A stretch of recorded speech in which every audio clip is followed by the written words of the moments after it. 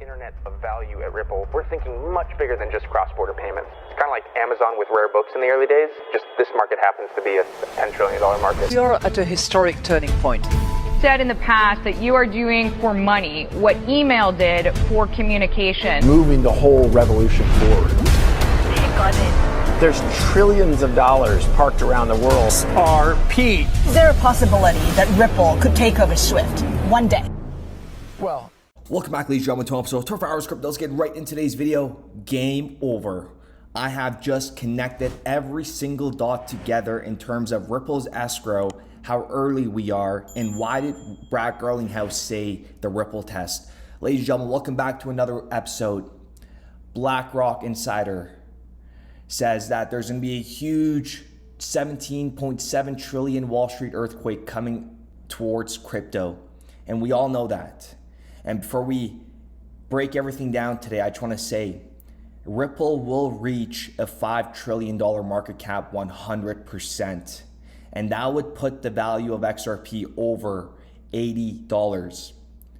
And that will happen 100%, folks. And in today's video, I'm just gonna show you the fundamentals behind what's going on behind the scenes. And the facts are there. The escrow will never be touched by retail. This is a way for institutional investors that are looking to utilize RippleNet technology. They need Ripple to maintain that XRP in escrow because we need to provide financial stability to the new world economy. Ladies and gentlemen, let's set the tone for today's video. Back in 2014, Ripple Labs joined Nacha Alliance. This is very important. Take a listen to this. Founded in 1974, Nacha is one of the country's premier industry groups, representing over 11,000 financial institutions and oversees ACH, the electronic network that is the backbone of the US payments. And Nacha also are the rule setters for this. Whatever Nacha says goes. They are the rule setters. And listen to this. Having played a pivotal role in developing and overseeing industry standards for decades, listen carefully, organizations like Nacha and Swift provide invaluable insight and experience and are well positioned to help guide new payment technologies and standards in a manner that's safe, secure, and productive. And we know that the XRP ledger and the amount of value that's coming on board, the use cases are endless. And this is James Wallace from Ripple saying that. I know, there's literally endless potential use cases. And then I'm gonna play a video that I played yesterday from the IMF. Listen to this very carefully when it comes to setting standards, and then listen to what Brad Garlinghouse says at the end. Because in technology, it can certainly be possible to be too early to develop a product that the world is just not ready to receive, or the infrastructure isn't in place to make that product as successful as it could be. So sometimes the first mover doesn't always win. Sometimes they're too early. But I think that it's not just about the first mover effect for adoption. It's also about the first mover effect for standards. So whoever's first out of the gate here is going to set norms and standards. So whoever's first out of the gate here is going to set norms and standards around around privacy, around how open the system is, and actually very detailed standards in how transactions are formatted and how they interact. And as financial institutions start onboarding onto these systems, they're going to get used to one set of standards. Well, so I do think, as you say, I think it's a pretty bellwether case at this point. And we talked about, the Howey test is this orange grove for a Supreme Court case in the 40s. I think that the Ripple test may be what we look at in the future. And, I think the Ripple test may be what we look at in the future. And why would Brad Garlinghouse even say something like the Ripple test? Does it really make sense? Right? Like I said, there's a lot of closed door meetings that we don't know about. And XRP is the only digital asset with 100% clarity on this planet. A Ripple test. I wonder how that's going to play out. Let me know what you guys think in the comments down below. But it gets even better. In the same year, after joining Nacha, Ripple Labs signs first 2 US banks. Well, Nacha, like I said, rule setters, and you going to a bank saying, you know, we're a part of Nacha Alliance, they're going to sign you. They're going to sign you. Listen to what they said. Today's banks offer a 300-year-old paper ledgers converted to an electronic form, a digital skin on an antiqued transaction process. And this was the CTO of Cross River Bank. They know what's coming down the pipelines. And Project EOPE, we covered this yesterday, but we are going in depth, folks.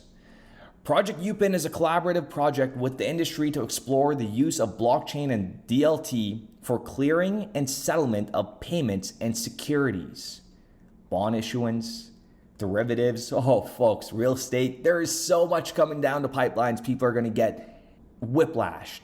They have no idea what's coming. The completion of Phase 5 marks the end of Project EOPE, which we're going to get into. A 5-year journey of practical experimentations on blockchain technology with the industry and understanding how it could be applied to payments and settlements.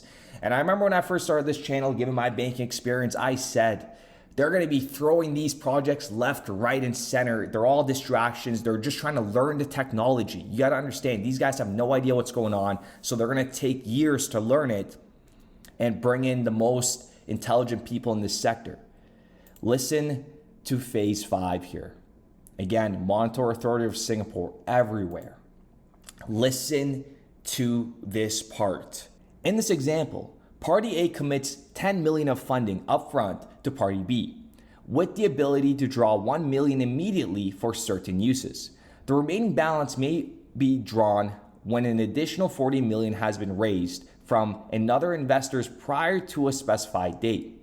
Smart contracts built with escrow functionality would allow Party A to provide 10 million in capital with 9 million held in escrow. When the conditions is met, the 9 million balance from Party A is released to Party B. If the 40 million is not raised in full by Party A, additional conditions can be specified, allowing for staged disbursements based on the completion of milestone. Some of you guys may lost me there, but this is big. If you remember the fundamental valuation framework by Robert Mitchnick, that works at BlackRock, was at Ripple at the time, and Susan Atley still at Ripple. Listen to what they said. If corporations become a significant holders of XRP, taking advantage of its functionality as a form of ultra-liquid working capital, such adoption would result in XRP regularly being held for multiple days or weeks between its usage and transactions. Boom, ladies and gentlemen, go ahead and smash that like button. They just said that in Project EOPE. But it's only gonna get even better. Listen to this part. Direct models like this see gig workers and organizations establish a direct relationship. However, trust can still be an issue if services are not delivered or payments fail. That challenge can be addressed if an escrow is used with the payment released only upon job completion. And this could be applied to any kind of store of value, not just a job, deals, real estate closings, anything with value that needs trust. Like I've said this since inception of this channel, what Ripple has built over the past 10 years is a network of trust that is going to dwarf anything else in crypto. The roster, the trust that has been built around Ripple. And there is a reason why the 41 billion as of September 2023 is in escrow, the XRP, 41 billion XRP in escrow. This is all pre-planned. There is a reason why 100 billion XRP was pre-mined from the get-go. There's a reason why XRP was held up in escrow. They locked it up. There isn't a lot of XRP out there. It's already done. There is 60 billion XRP circulating. Folks, this is it. We are the chosen one. We are the new 1%. It's game over. Whoever's buying right now, you better have a lot of capital to, get a good amount of XRP, but everybody is doing paycheck to paycheck that are just getting in now. And imagine the individuals that are going to be getting onto XRP soon when it's at $1 or $1.50 or $3. They're going to be dollar cost averaging into higher prices. And in reality, I'm going to be very honest here. Those individuals that are going to come in late, they're not going to make money, because they're going to be hit with so many different coins. They're not going to have time to research. They're not going to have time to know what to buy. They're going to throw their money into Bitcoin, Ethereum, a couple of shit coins, XRP, Cardano, Algo. They don't have time. They don't have time.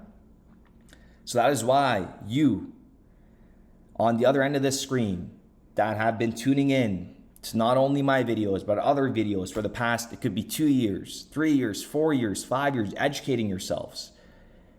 Oh boy, you guys are wired differently, and you should thank yourself. You should thank your brain. You should thank yourself for being able to stay in this sector, keeping your attention span in this sector, and not be distracted by idiots. With that being said, ladies and gentlemen, the writing is on the wall. Let me know what you guys think in the comments down below.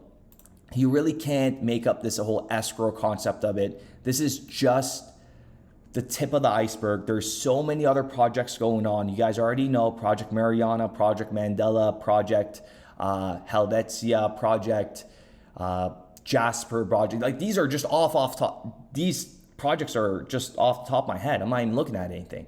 There's just so many. But at the end of the day, they're just understanding how the systems work, the pros and cons, and then Ripple, when everything is done, is going to deliver all that. I know it sounds cliche, but you got to look at where Ripple had started. Like, give me a break. Since 2014, they've been a part of the Nacha Alliance. Go search up the Nacha Alliance. I didn't really break it down in today's video, but the Nacha Alliance is a big deal, folks. They are the rule setters for the ACH. If they say you can't do this, they can't do that. And they do above, I believe it's 68 trillion in volume on an annual basis, just the ACH alone. With that being said, ladies and gentlemen, I do appreciate every single one of you guys. We are living through one of the most craziest times in the world. I'm very happy that we get to be a part of this. I was very disappointed when I missed out on the stock market when it was, open to new investors back in 1792. But hey, that's nothing. It's not my problem. I couldn't do anything at that time. But again, I do appreciate every single one of you guys, and we will be back with another video. We started building RippleNet with the thesis that crypto liquidity would eventually be able to support robust global payments, large payments. RippleNet was designed so that customers seeing the benefits of our fiat-based network could flip the switch to ODL once the market was mature enough. And this is exactly what's happening. Flip the switch.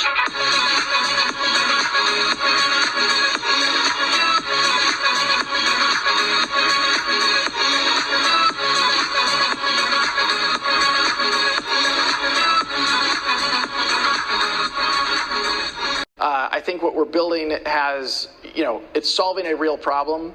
And I think all of the tokens, my advice to anybody would be, understand the utility. If there's real utility and there's real value being delivered to a real customer, there will be value in the token.